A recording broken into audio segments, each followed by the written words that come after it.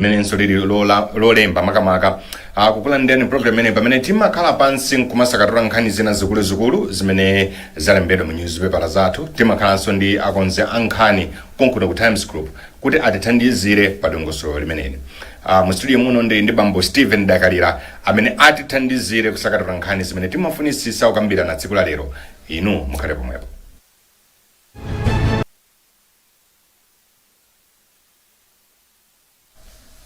Zilipo zingapo zimene timafuna titakambirana tsiku lero koma choyambirira bambo Dakalira ndikulandireni mu program imeneyi. Zikwambiri. Mukhale kumasuka ngati mmene mmachitira nthawi zonse. Ine ndayamika wawa. Naonanso chapanjapa munandilandiranso mwapadera chifukwa chaso nanene natalikira. Anzathu paja mudali kuchuti. Ndali kuchuti. Then ndadapo hodi tabwerako. Iye chinakomera kampani kuti ndikapume. Very good. Nditagwira ntchito kwa kanthawi. Ndi after kupuma chakomeranso mtima kampani. Zinakathaso kwakomera kundozeti khalani komwepo. Very good. Koma zakomera mtima kuti iye chimwene bwerani muzapitirize kuphunzira ntchito. Ndikubwerako. Nzofunikira wawa. Thupiri bambo ndi munthu ali. Kombe zimufuna kupuma. Zofunika kufunika ndithupira pake kupuma choncho. Takulandirani na face. Tathokoza. Ndithu. Koma ndiri kuchuti ndabvoti zambiri zachitika ndithu. Msatero. Ali mmalawi muno anthu munali busy kwambiri. Nkhani zosatha. Nimatenga khala ku nyumba yako kuonera kanema kuti kuti izizi uchitika. Ndikatena kumvesera wireless kuzawerenga newspaper nditi anyamata muli busy. Anyamata muli busy. Mdziko zikuchitika zambiri. Tingwauza amalawi nena kuti nthawi yathu ikamakwana cha 10 o'clock tikhale tikupasirani msonkhano wa rankhani ku State House. Ndi zonse zikaenda ndithu mwadongosolo tichite motero. Koma mwazinthu zouchitika ine nditachokapo ndamva zonena kuti APAC. Yes.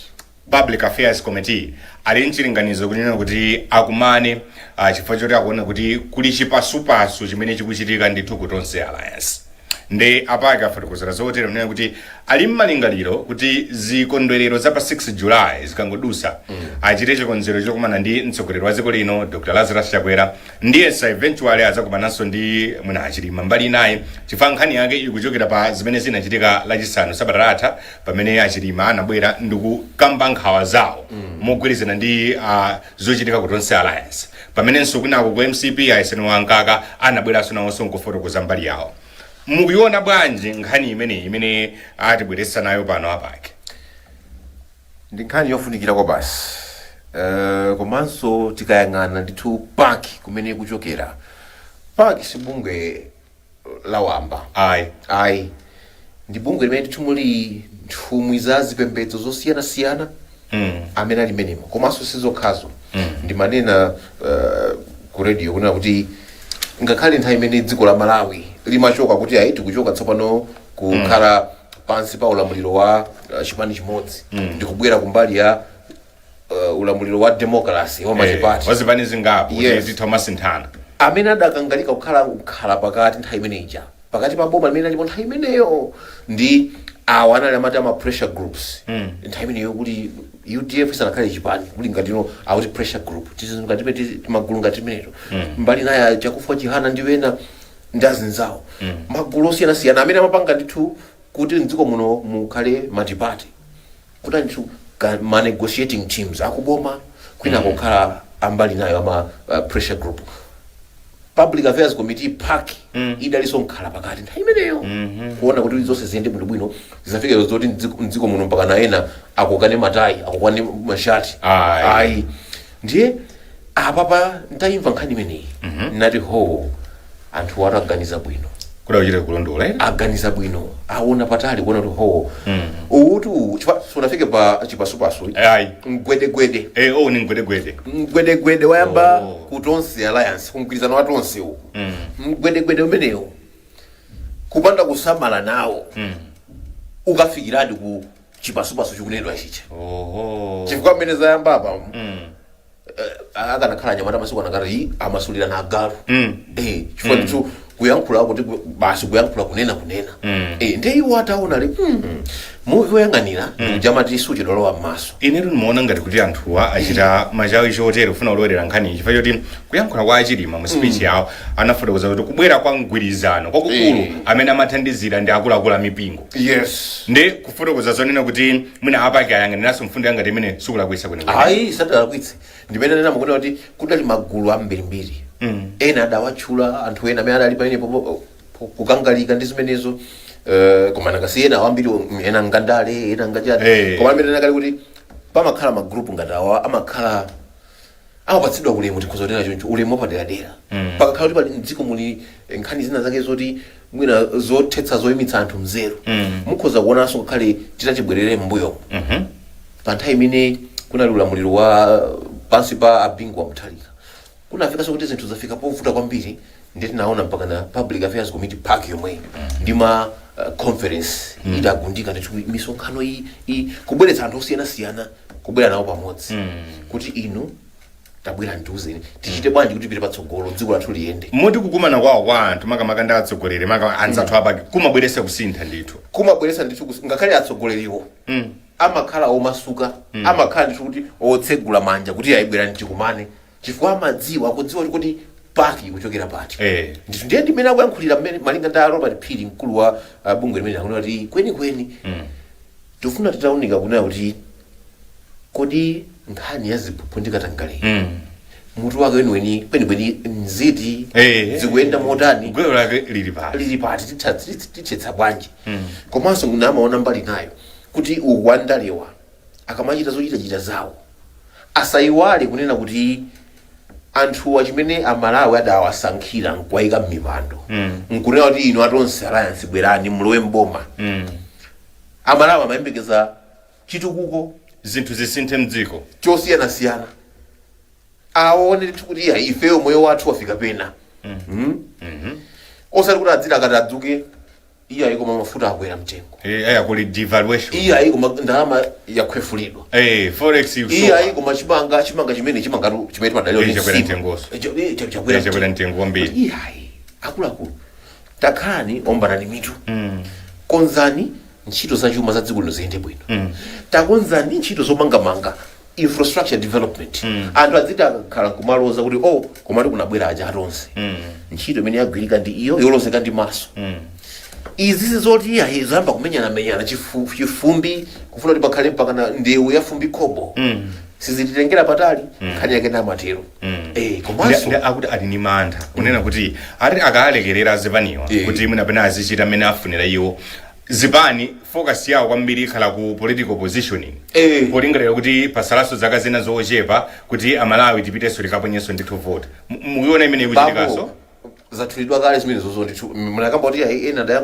achilima adayankhulapo masiku awiri apitawo adakamba tu pachomene chakuti malinga ndi mmene timakamba timagwirizana mgwirizano tidakambana ndachakwera tidakambitsana kuti 2025 kuti adzatsogole ndani adachakwera adzapuma kuti adzapatsa mpata kuti achilima atsogolere mwaimva wene pachi ndiosonyeza kuti anthu wadi maso chaku 2025 olo kutsogoloko analiko alipo kale aponya kale sokhawo munali muoneka kale zipani zinanso muona pa ground ipa ena so kumbali winako ayamba kale kutibulana kuti atsogolere ndani tikupita ku chisankho 2025 so anthu andalewa zimakakati zawo zimodzi akudziwa kuti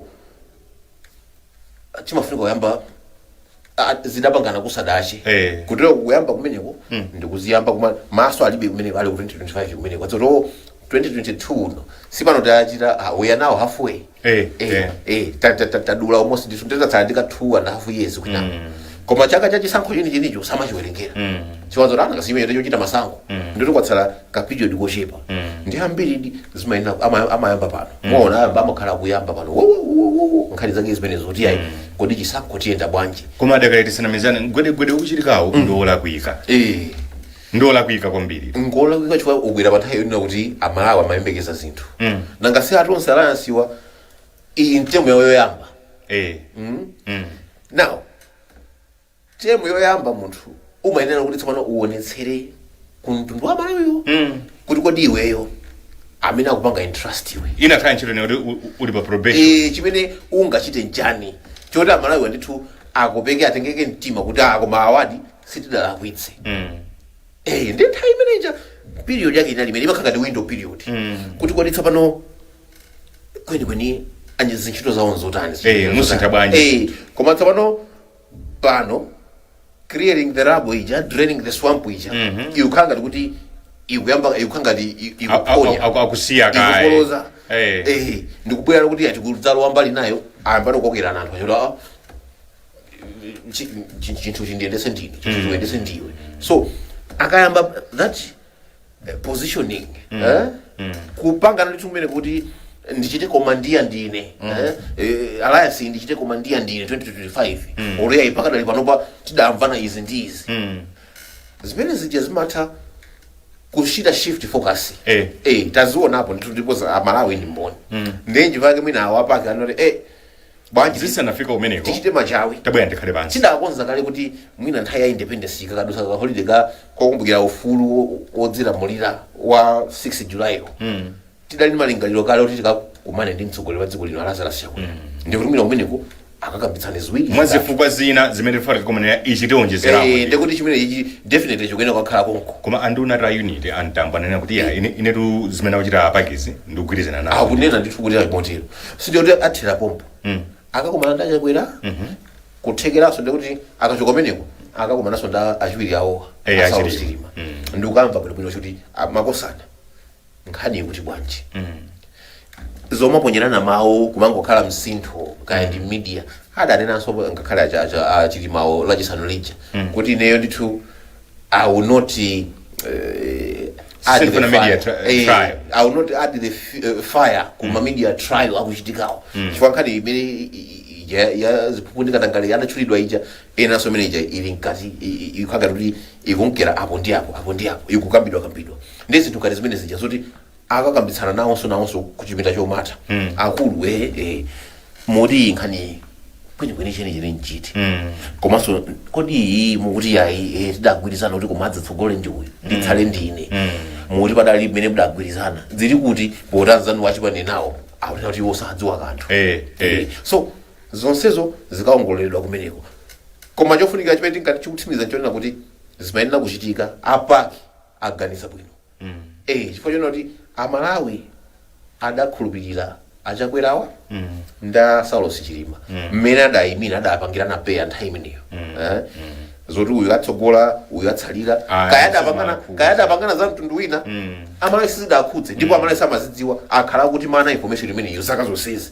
yakavumbuluka lero now kaya atsogola ndi Achakwera omwewo kaya atsasankha kuti atsogoleka ndi Achilimawo kaya iyayi adzanena kuti aseunda atsogolani ndinu ife tibwera kumbuyoko amalawi alibe nadzo zimenezo zikaonekera nthawi yomweyo chidza dziwe mchipande powomola nthawi yamasankhoyo ifeyo sitimanena kuti azitikhalaso wakuti futitsa ndi nkhani yoti iyayi koma tidatere zimenezo adakambirana nkachipinda komata antambota ati chifukwa chake kwakhazikisidwa so ari akhazikise makamaka commission yamadera ya mission unit yes akuti iwowa zimavuta kuti nangatilowererapo bwanji nangasi undunotsa umodzi peace Ministry of Unity and Civic Education ganziane now iwo ali mboma momwemo anthu awiriwa ayamba kukhanga kuti akupenyerana ndi diso la mbali ndi mabwana awo ndine mena kuti tsono zindivula kuti ndikalowere pakati nangasomwewo ndituma ntchito ndomwewo ndiye ndimena kuti koma pali malingaliro nayo kuti pakhazikitsidwe commission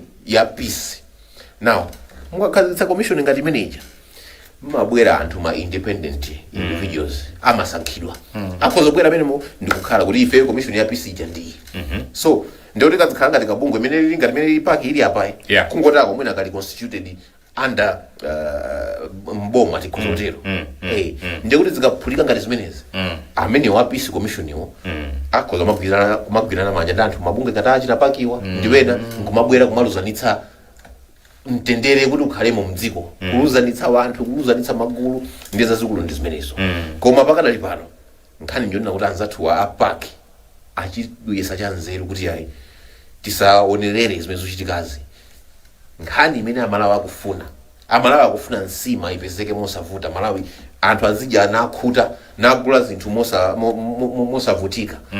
Akufuna industry ya Malawi ipite patsogolo ikhale thriving. Tisamakwere galimoto zokugula kunja. Ndimaona pena paka kuti anzathu ku Uganda mpaka na apanga bus. Achita basi pakana? Apanga basi bambo.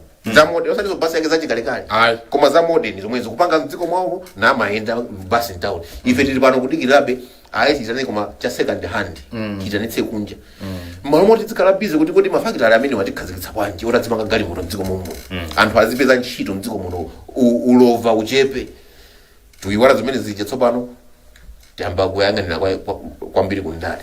Nthawi ndi imene kuti chitira njiro iyi nkhani tikhalebe tikuyisalira chabwino china chilonse chimene chile chitike kupakiko azitiuza ife tizibwera pano basi tikhale ndithuka mwazawo nkumafotokoza koma ilipo nkhani ina imene ili mu newspaper ya The Daily Times ikugwirizana ndi anduna azaulimi mdziko muno Honorable Robin Lowe komanso mwina pena akuluakulu ena kuchokera ku Green Belt Authority atizione kuti makosana amenewa